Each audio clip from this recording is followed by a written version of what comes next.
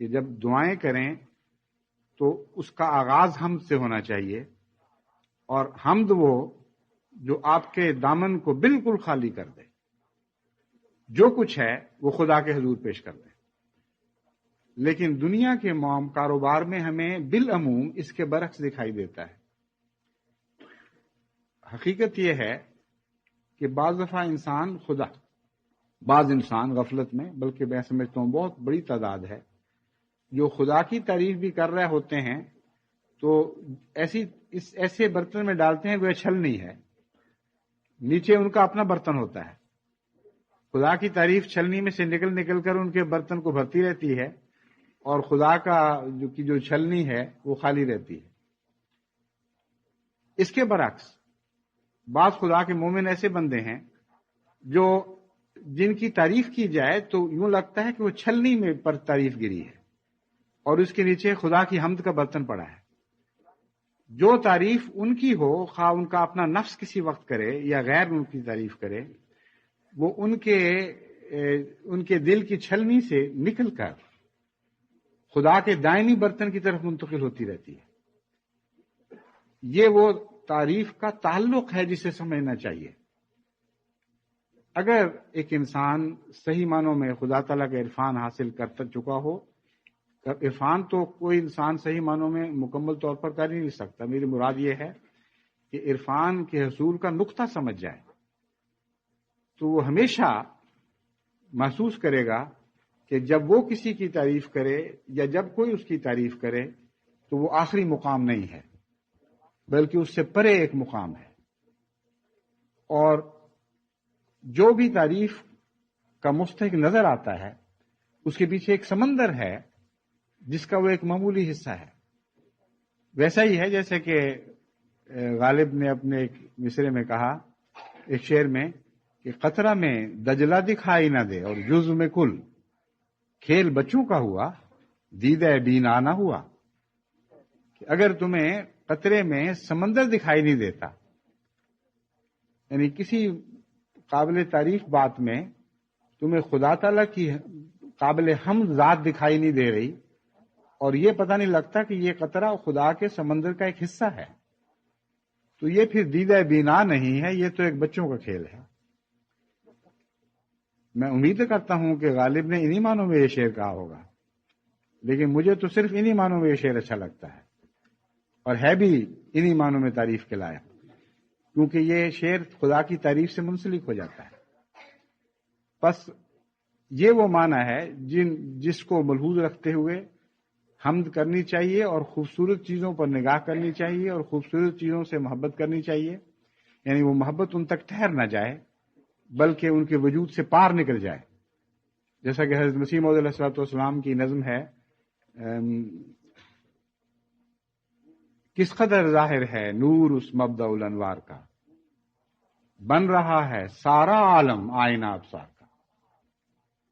کہ دیکھو عالم میں کیسا خوبصورت نور پھیلا پڑا ہے۔ جیسے چاندنی راتوں میں ہمیں مشرق میں تجربہ ہے،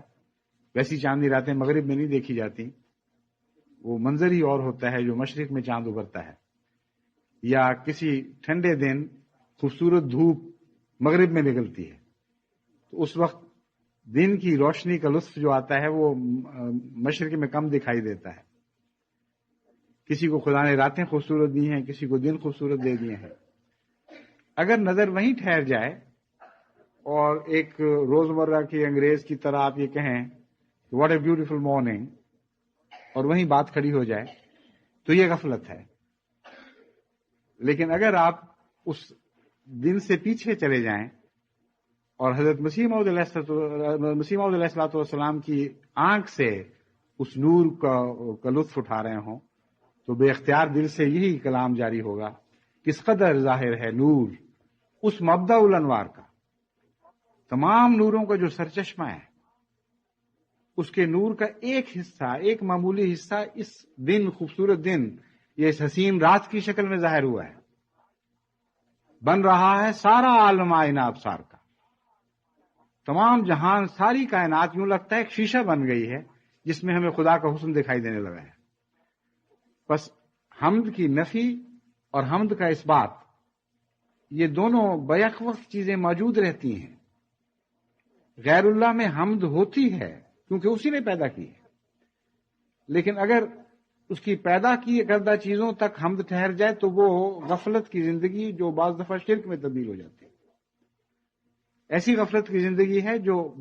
بعض دفعہ نہیں بلکہ بسا اوقات شرک میں تبدیل ہو جاتی ہے.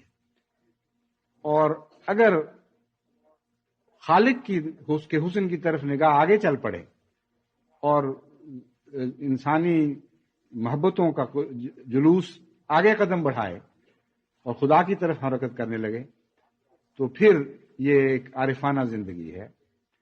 بس سورہ فاتحہ پڑھتے وقت جب آپ ان راہوں پر چلیں تو میں جیسا کہ بیان کر چکا ہوں، انبیاء کی راہوں کی تلاش کریں اور انبیاء کی دعائیں خود بھی سیکھیں اور ان پر غور کریں اور اپنے بچوں کو بھی سکھائیں. پھر اسی طرح غیر المغضوب علیہم کی آیت ہے، جن لوگوں کی راہ آپ نہیں دیکھنا چاہتے ان کی تاریخ قرآن کریم میں لکھی ہوئی ہے. کن کن راہوں سے وہ گزرے تھے، بظاہر کتنے عظیم الشان فتح یاب دکھائی دیتے تھے، جن کے بڑے بڑے قلعے تھے اور بڑی بڑی حکومتیں تھیں اور بڑے بڑے ان کے دبدبے تھے جن سے دور دور تک انسان لرزے کھاتا تھا، اور بڑی جنتیں انہوں نے بنا رکھی تھی. لیکن وہ ساری رفتہ رفتہ مٹ گئیں، تہے خاک ہو گئیں، اور سوائے تاریخ کے ان کا کوئی ذکر کہیں نہیں ملتا. ان کی قبروں سے پھر کچھ اور نادان قومیں اسی طرح اٹھیں اور پھر انہوں نے بڑی بڑی عظمتیں دنیا کی حاصل کی مگر خدا سے تعلق نہیں جوڑا، پھر وہ بھی صفحہ ہستی سے مٹا دی گئیں. اور عجیب بات ہے کہ گو نیک لوگ بھی صفحہ ہستی سے بظاہر غائب ہوئے، لیکن تاریخ میں نیکوں کا ذکر پیار اور محبت اور دعاؤں کے ساتھ جاری رہا اور آخر تک ان پر سلام بھیجے گئے. لیکن یہ پہلی قسم کی جو قومیں تھیں جن کی بڑائی اور عظمت وقتی طور پر تھی اور خدا سے تعلق کے نتیجے میں نہیں بلکہ دنیا سے محبت کے نتیجے میں تھی، ان کے مٹنے کے ساتھ ان کی عظمتوں کے نام ان کے حمد بھی مٹ گئی اور ان کی برائیاں باقی رہ گئیں. اور مورخین نے پھر ان پر لانتیں ڈالنی شروع کی کہ وہ ایسے ظالم ایسے سفاک تھے، ان کی عظمتوں میں ہمیشہ کوئی بدی دکھائی دے گی. بس خدا تعالیٰ نے انعمت علیہم کی راہ بھی خوب کھول دی ہے اور مغضوب علیہم کی راہ بھی خوب کھول دی ہے، اور قرآن کریم میں اس کا وضاحت سے ذکر موجود ہے. بس آج کل رمضان میں خصوصیت کے ساتھ اپنے گھروں میں اس مضمون کو جاری کرنا چاہیے اور اس دلچسپ مضمون کے ذریعے اپنے بچوں کی علمی اور اخلاقی اور عملی تربیت کرنی چاہیے. قرآن کریم ایک موقع پر فرماتا ہے وَيَوْمَ يَعُضُّ الظَّالِمُ عَلَى يَدَيْهِ يَقُولُ يَا لَيْتَنِي اتَّخَذْتُ مَعَ الرَّسُولِ سَبِيلًا یا ویلتا لیتنی لم اتخذ فلانا خلیلا لقد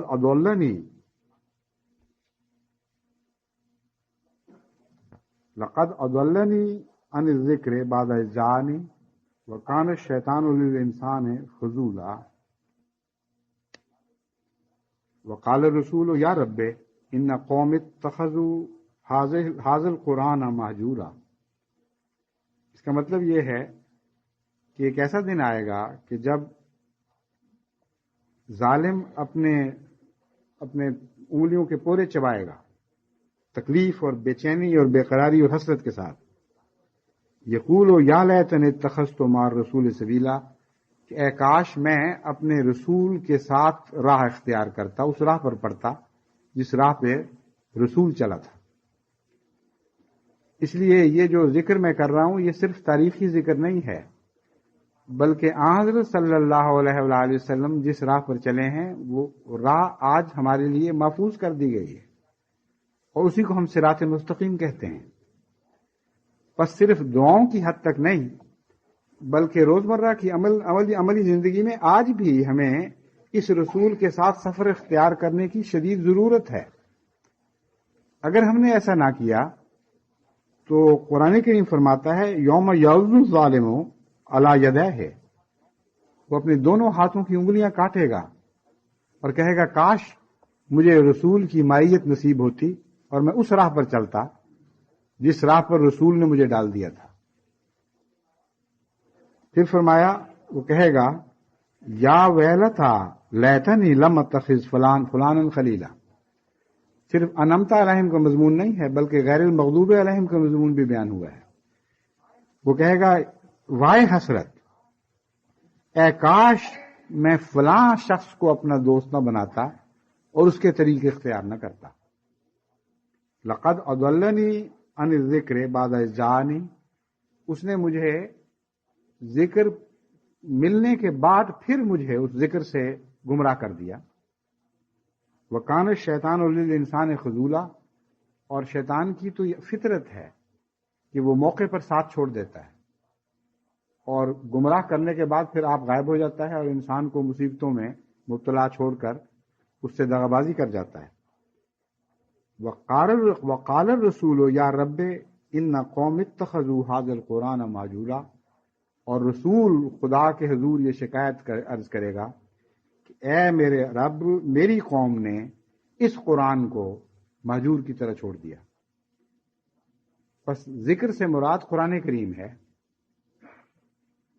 گویا یہ مضمون ہمیں صرف ماضی میں نہیں بلکہ حال کی دنیا اور ہمیشہ مستقبل کی دنیا میں لے جاتا ہے۔ آنے والی نسلوں کو مستقبل کی دنیا میں لے جاتا ہے اور موجودہ نسلوں کو حال کی دنیا میں، اور یہ بتاتا ہے کہ وہ راہیں ماضی سے تعلق نہیں رکھتی جن کو تم انعمتا علیہم کی راہ کہتے ہو، اور وہ راہیں بھی ماضی سے تعلق نہیں رکھتی، صرف ماضی سے تعلق نہیں رکھتی جن کو تم مغضوب علیہم کی راہیں کہتے ہو، بلکہ قرآن کریم اور سنت محمد مصطفیٰ صلی اللہ علیہ وآلہ وسلم کی شکل میں آج تمہارے سامنے پڑی ہیں۔ بس تم کیسی دعائیں مانگتے ہو کہ اہدنا الصراط المستقیم، اے خدا ہمیں صراط مستقیم دکھا اور ان راہوں پر چلا جو ان لوگوں کی راہیں تھیں جن پر تو نے انعام فرمایا، اور وہ راہیں تمہارے سامنے کشادہ اور کھلی پڑی ہیں اور تم ایک قدم آگے نہیں بڑھاتے، اور پھر یہ دعا مانگتے ہو کہ مغضوب علیہم جو لوگ ہیں اور ضالین کے گروہ کی راہوں سے ہمیں بچا، ان راہوں پر قدم نہ ہم ماریں جن پر مغضوب چلتے رہے اور جن پر گمراہ لوگ چلتے رہے۔ اور جب دو راہوں میں سے ایک اختیار کرنے کا وقت آتا ہے تو روزمرہ کی زندگی میں تم مغضوب اور ضالین کی راہ پر چل پڑتے ہو، لیکن قیامت کے دن تم حسرت سے یاد کرو گے اور یہ کہو گے اے کاش ایسا نہ ہوتا، کاش ہم مر چکے ہوتے اس سے پہلے کہ محمد رسول اللہ صلی اللہ علیہ وآلہ وسلم کی راہ کو چھوڑ کر ایک ایسے بدبخت کی راہ اختیار کر لیتے۔ خدا نہ کرے ایسا، یعنی خدا کرے ایسا کبھی نہ ہوا ہوتا کہ محمد رسول اللہ علیہ وسلم کی راہ کو چھوڑ کر ایک بدبخت کی راہ اختیار کر لیتے جس نے ہمیں ذکر سے یعنی قرآن کریم سے پرے ہٹا دیا۔ بس ہر ایسا دوست جو خدا تعالیٰ کی راہ میں قدم بڑھانے سے مانے ہو، ہر ایسا تعلق جس کے نتیجے میں انسان رفتہ رفتہ نیکیوں سے محروم ہوتا چلا جائے اور پیچھے ہٹتا چلا جائے اور بدیوں کی طرف بڑھنا شروع کر دے، وہی وہ خلیل ہے، وہی مغضوب علیہم کی راہ دکھانے والا ہے، وہی ضالین کی راہ دکھانے والا ہے۔ بس ایسے تعلقات سے پرہیز کریں اور صحبت صالحین اختیار کریں، یعنی ایسے لوگوں سے تعلق بڑھائیں جن کے نتیجے میں آپ کو قرآن کے ساتھ محبت بڑھتی ہو اور رسول کے ساتھ محبت بڑھتی ہو۔ اس ذکر کو اپنے گھروں میں عام کریں۔ آج کل بہت ہی اچھا موقع ہے، نمازوں کی طرف توجہ ہے، بچے بھی اٹھتے ہیں، اگر وہ روزے نہیں رکھ سکتے تو سحری کھانے کے لیے اٹھ جاتے ہیں، اگر ایک روزہ نہیں رکھ سکتے تو بعض بچے 2 3 روزے رکھتے ہیں ایک دن میں۔ ایک بچے سے میں نے پوچھا تھا ایک دفعہ کتنے روزے رکھے، اس نے کہا 5 روزے رکھے ہیں آج میں نے۔ تو بڑوں سے بھی آگے بڑھ جاتے ہیں، لیکن روزے کا احترام ہے۔ بڑی مجھے خوشی ہوئی یہ جواب سن کے، اس کے دل میں پیار ہے روزے کا، اسے قابل فخر سمجھتا ہے، اس لیے وہ 5 دفعہ اس نے کھانا کھایا دن میں، تو اس نے کہا میں نے 5 روزے رکھے ہیں۔ تو ان 5 روزے رکھنے والوں کو 5 نمازوں کی بھی عادت ڈالیں، ان کو بتائیں کہ یہ نمازیں تو تم پڑھ سکتے ہو، اور نماز کے طریق سمجھائیں۔ حمد کی جو باتیں آپ سنتے ہیں وہ آگے ان کو ذہن نشین کروائیں اور پیار کی مجلسیں لگائیں گھر میں، عورتوں بچوں کی مجالس اور ان کو سمجھائیں کہ اس طرح عبادت کی جاتی ہے، یہ مقاصد ہیں۔ پھر جن بچوں کو یہ توفیق ملتی ہے کہ وہ روزہ رکھ سکیں، ان کو ساتھ ساتھ یہ سمجھانے کی ضرورت ہے کہ روزہ محض صبح کچھ کھانے سے نہیں رکھا جاتا، کیونکہ محض کھانے سے تو جسم کو غذا ملتی ہے، اور یہ مہینہ ہے روح کی غذا کا۔ اس لیے تم صبح عبادت، نفلی عبادت بھی کیا کرو، اور جسم کی غذا کو خدا نے کم کیا ہے، روح کی غذا کو بڑھایا ہے، یہ سمجھانے کی ضرورت ہے۔ اس لیے روزے کا ایک تعلق جسم سے ہے جس میں اس کی غذا کو کم کیا گیا ہے، ایک تعلق روح سے ہے جس میں اس کی غذا کو بڑھایا گیا ہے۔ بس اگر تم روح کی غذا بڑھاؤ گے نہیں اور محض جسم کی غذا گھٹاتے چلے جاؤ گے تو یہ فاقہ کشی ہے، روزہ نہیں۔ اس مضمون کو آرام سے نرم لفظوں میں بچوں کی زبان میں ان کو سمجھائیں اور نوافل پڑھوانا شروع کریں ان کو۔ اس بچی چھوٹی عمر میں اگر نفلوں کی عادت پڑ جائے اور احساس ہو کہ میں نے اٹھنا ہے وقت کے اوپر اور نفل پڑھنے ہیں، تو وہ عادت بعض دفعہ ہمیشہ کے لیے دل پر نقش ہو جاتی ہے اور انسانی فطرت کا حصہ بن جاتی ہے۔ اکثر لوگ جو میں نے تہجد پڑھنے والے دیکھے ہیں وہ وہی ہیں جن کو بچپن میں عادت پڑی ہے، یا جن کے گھروں میں بعض بزرگ تہجد پڑھا کرتے تھے اور بچپن میں انہوں نے دیکھا، دل پہ اس کی عظمت پڑ کے بیٹھ گئی، خواہ وقتی طور پر وہ نہ بھی پڑھ سکے ہوں، بعد میں ان کو عادت پڑ گئی۔ مگر جو گھر ذکر سے خالی ہوں، وہ تو یا لیتنی والی بات ہے کہ کاش ان کی دوستی ہمیں نصیب نہ ہوتی، جہاں تہجد و درکنار نمازوں کا بھی اہتمام نہ ہو۔ وہ زندگی سے خالی گھر ہیں، وہاں جو بچے پلتے ہیں ان کی حالت سخت قابل رحم ہے۔ لیکن بہت سے ایسے گھر ہیں جو رمضان کے مہینے میں جاگ اٹھتے ہیں، رمضان کے مہینے میں ان میں زندگی کی چہل پہل نظر دکھائی دیتی ہے۔ اس سے فائدہ اٹھانا چاہیے اور ان گھروں کو خود بھی عبادت پر ہمیشہ قائم رہنے کے عزم کرنے چاہیے،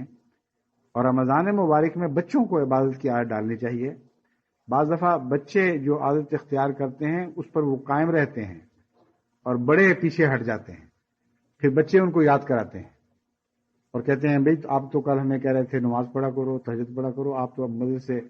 دیر تک باتیں کرتے ہیں، رات کو صبح دیر میں اٹھتے ہیں، تو یہ کیا بات ہوئی؟ بچہ بے تکلفی سے بعض دفعہ اپنے ماں باپ کو ایسی باتیں سنا دیتا ہے کہ اگر کوئی باہر سے سنائے تو اس سے لڑائی ہو جائے۔ تو یہ دن ہیں، ان سے زیادہ استفادہ کریں۔ اللہ ہم سب کو ذکر کی توفیق عطا فرمائے اور ایسے رنگ میں عبادت کی توفیق بخشے کہ عبادت میں ہمیں گہری لذت آنی شروع ہو جائے،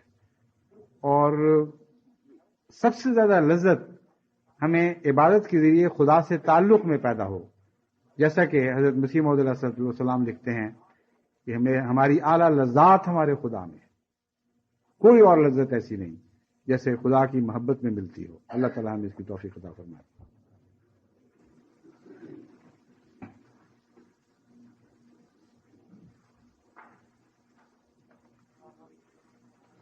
الحمد لله نحمده ونستعينه ونستغفره ونؤمن به ونتوكل عليه ونعوذ بالله من شرور أنفسنا ومن سيئات أعمالنا من يهده الله فلا مضل له ومن يضلله فلا هادي له ونشهد أن لا إله إلا الله وحده لا شريك له ونشهد أن محمدا عبده ورسوله عباد الله رحمكم الله إن الله يأمر بالعدل والإحسان وإيتاء ذي القربى وينهى عن الفحشاء والمنكر والبغي يعظكم لعلكم تذكرون اذكروا الله يذكركم وادعوه يستجب لكم ولذكر الله أكبر